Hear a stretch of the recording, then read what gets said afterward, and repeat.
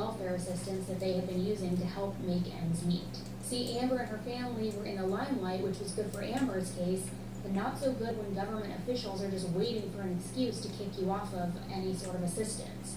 And they pretty much told Donna that she had the option of either accepting child support from her ex, Richard, or figure it out on her own. They didn't care about the fact that he had been violent or unsafe, and the thinking was Donna had other ways of getting money, so she needed to use them rather than collect welfare. Not only that, but they also told her that they knew about some of the monetary donations that had been made in Amber's name. And Donna tried to explain that she had donated that money to their church, which I'm pretty inclined to believe myself, but they weren't having it. They weren't hearing it.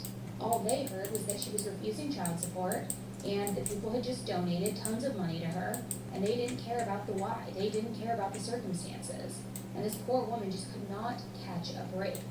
I genuinely don't know how she stayed so strong and still continued to get up out of bed every single day. It's like the whole world would feel like it's stacked against you in those moments, right? Like, the only word that comes to mind is hopeless. Is that it, right? Like, that's how I would feel. It ended up taking Donna 2 weeks after Amber's disappearance just to go back to her apartment after staying at her parents' house. For those 2 weeks, the thought of being away from the last place that Amber had been alive and happy, it was too difficult to even consider. And don't get me wrong, she knew that Amber wasn't coming back, but it still felt almost like a betrayal. And grief is a very odd and a very sad thing. Donna's parents, who were Amber's grandparents, were grieving just as hard, and they went through a lot of stages of guilt for letting Amber ride her bike around the neighborhood that day. And I think, honestly, they kind of all just needed to lean on each other. I think I cursed God, which I shouldn't have. And I was mad. And I said, why did you let this happen to our baby? In the meantime, Amber's classmates, teachers, friends, they all came forward and they told Donna all of these stories about Amber. Hearing these stories actually gave her a little bit of peace too, and it's kind of interesting, and you can definitely tell that this was the... And it seems so common sense, right? Now looking back, because it's something that we're all just used to. But I'm sure that whenever they first read this proposal, this letter, they probably thought that it was something too complicated, something that could just never be done. Thankfully, though, it wasn't brushed to the side, and everybody agreed that some sort of system could be extremely beneficial. It could mean life or death for children in the future. Hello, I'm John.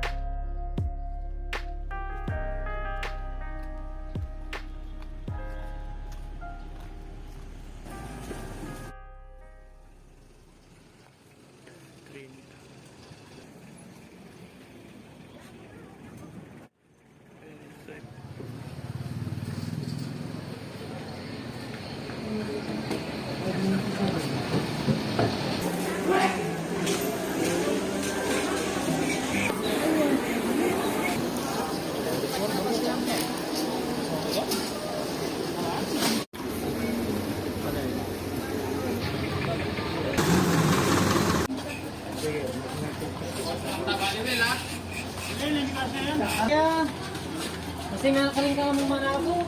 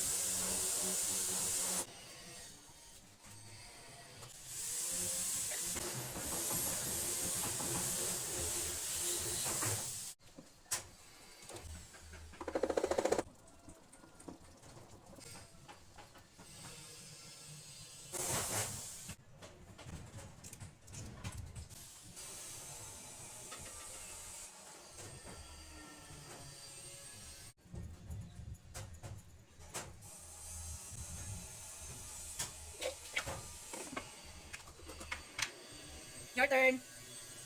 Wait lang. May binibideo.